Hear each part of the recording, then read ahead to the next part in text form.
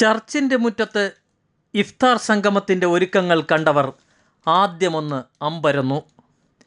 പിന്നെ പലർക്കും ഇവിടെ എന്താണ് നടക്കുന്നതെന്ന് കാണുവാൻ കൗതുകമായി.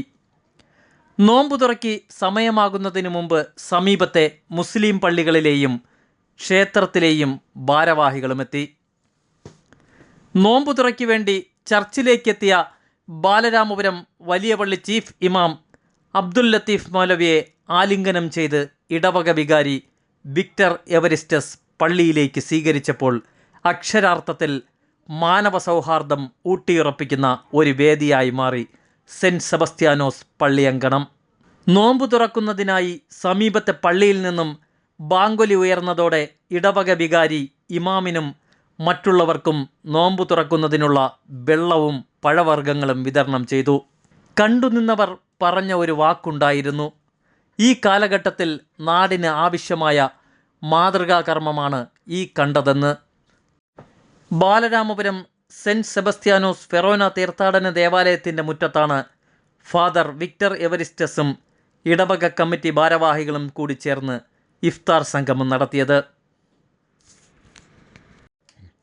ബാലരാമപുരം വലിയ പള്ളി ചീഫ് ഇമാം അബ്ദുൽ ലത്തീഫ് മൗലവിയും പള്ളി ഭാരവാഹികളും ക്ഷേത്ര കമ്മിറ്റി അംഗങ്ങളും ഒത്തുചേർന്നപ്പോൾ അക്ഷരാർത്ഥത്തിൽ മാനവ സൗഹൃദം പൂത്തുലഞ്ഞ് സ്നേഹത്തിൻ്റെ പരിമളം പരത്തുന്ന നോമ്പുതുറ തന്നെയായി അത് മാറി.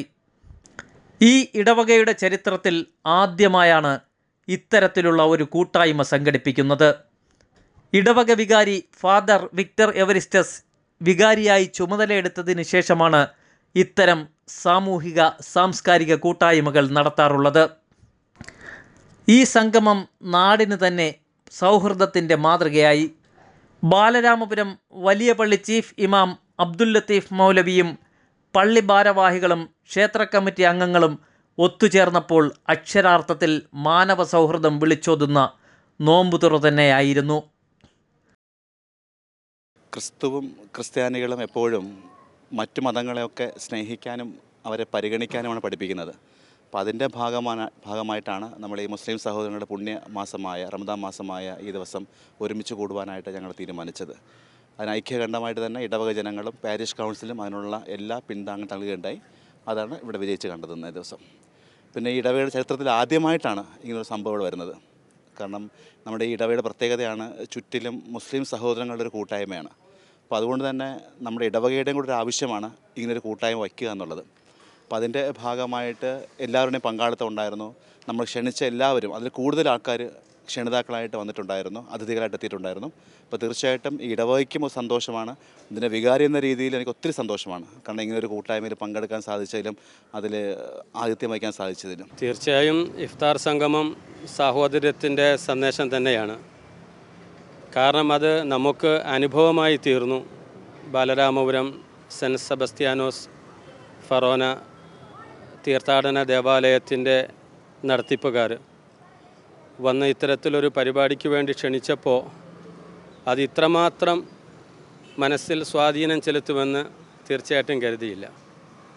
പക്ഷേ അവിടുത്തെ അധ്യക്ഷ പ്രസംഗത്തിൽ അതിൻ്റെ മുഖ്യ നടത്തിപ്പുകാരൻ ഫാദർ വിക്ടർ എവരിസ്റ്റസ് അദ്ദേഹത്തിൻ്റെ പ്രഭാഷണത്തിൽ പറഞ്ഞ്, ഇത്തരത്തിലൊരു ഇഫ്താർ സംഗമം ഞങ്ങൾ നടത്തുവാൻ തീരുമാനിച്ചത് ഈ കഴിഞ്ഞ ക്രിസ്മസിൻ്റെ കരോൾ സംബന്ധമായിട്ട് പുറത്ത് അവിടുത്തെ ആബാലവൃദ്ധം ജനങ്ങളുടെ ഘോഷയാത്ര നടന്നപ്പോൾ ഈ പ്രദേശത്തുള്ള 5 മുസ്ലിം പള്ളികളും അതേപോലെ അമ്പലങ്ങളും ദേവാലയങ്ങളുമൊക്കെ വളരെ അകമഴിഞ്ഞ് അവരെ സ്നേഹിച്ച് അവരുടെ ആ ഘോഷയാത്രയ്ക്ക് സ്വീകരണം നൽകിയെന്ന് പറഞ്ഞു. അവർക്ക് തന്നെ അപ്പോൾ തന്നെ ഉദിച്ച ഒരാശയമാണ് ഇതേപോലെ മുസ്ലിമീങ്ങളുടെ പരിപാടിക്കും അതേപോലെ മറ്റ് മതസ്ഥരുടെ പരിപാടിക്കും ഇതേപോലെ ഐക്യദാർഢ്യം പ്രഖ്യാപിച്ചുകൊണ്ട് സ്നേഹ സാഹോദര്യത്തെ ഊട്ടിയുറപ്പിക്കുന്ന വിളിച്ചറിയിക്കുന്ന സംഗമങ്ങൾ സംഘടിപ്പിക്കണമെന്ന്. അപ്പോഴാണ് നമ്മുടെ പരിശുദ്ധ റംസാൻ ആസന്നമായതും അവർ വളരെ കൂടുതൽ നേരത്തെ തന്നെ വന്ന് പള്ളിയുടെ ഭാരവാഹികളെ, ഇവിടുത്തെ പ്രസിഡന്റ് ഷാനവാസ് മൗലവി, സെക്രട്ടറി മൻസൂർ സാറ് തുടങ്ങി എല്ലാവരെയും കാണുകയും എന്നെയും റൂമിൽ വന്ന് കണ്ട് വളരെ കൂടുതൽ നേരം സൗഹാർദ്ദം പറഞ്ഞ് ക്ഷണിച്ചിട്ടാണ് പോയത്. അപ്പോൾ അവരുടെ ഈ പ്രഖ്യാപനം ഇത് നടത്തുവാനുള്ള കാരണം എന്താണെന്ന് കേട്ടപ്പോൾ സത്യത്തിൽ മനസ്സ് കുളിർത്തുപോയി. കാരണം നമ്മൾ പരിശുദ്ധമായ ഈ വർഷത്തെ നോമ്പെന്ന് പറയുമ്പോൾ തികച്ചും ഉഷ്ണം നിറഞ്ഞ ഒരു കാലാവസ്ഥയിലാണ്. ചുണ്ടും തൊണ്ടയൊക്കെ വരണ്ടിരിക്കുമ്പോഴാണ് നമ്മൾ ആ സമ്മേളനത്തിന് പോകുന്നത്. 6:37 മുറിക്കേണ്ടുന്ന നോമ്പ് സത്യത്തിൽ അവരുടെ സ്നേഹത്തിൻ്റെ തേന്മഴയിൽ നമ്മൾ അപ്പോൾ തന്നെ നോമ്പ് മുറിച്ച അനുഭൂതി നമ്മുടെ മനസ്സ് കുളിർത്തു പോകും. ആ നിലയിൽ വളരെ സന്തോഷകരമായി ഇതൊരു വെറുതെ പറയുന്ന വാക്കുകളല്ല, മനസ്സിൽ തട്ടി. ഇതേപോലെ സത്യത്തിൽ ഇതേപോലെ മനുഷ്യൻ പരസ്പരം അറിഞ്ഞും മനസ്സിലാക്കിയും ജീവിക്കുകയാണെങ്കിൽ ഇവിടെ തീർത്തും ഭാരതത്തിൽ വളരെ സന്തോഷത്തോടെ സമാധാനത്തോടെ ഇന്ന് പലരും ആശങ്കപ്പെടുന്ന കാലുഷ്യവും സങ്കീർണതയും ഭയാശങ്കകളുമില്ലാതെ ജീവിക്കാൻ സാധിക്കുമെന്നതിൻ്റെ തികച്ച ഒരു ഉദാഹരണമാണ് ഇന്നത്തെ ആ പരിപാടി. വളരെ മനോഹരമായിരുന്നു.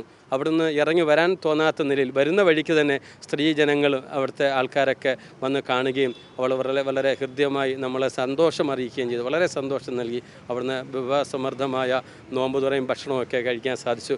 സമൂഹത്തിൽ, അതായത് ഈ നാടിനെ മൊത്തത്തിൽ അവിടെ ഒരുമിച്ച് കൂട്ടിയ ഒരു പ്രതീതി അവിടെ സൃഷ്ടിക്കുന്നതായിരുന്നു ഈ പരിപാടി. ഇവിടെ ആദ്യത്തെ ഒരു കാൽവെപ്പാണ്. ഇത് ചരിത്രമാണ്.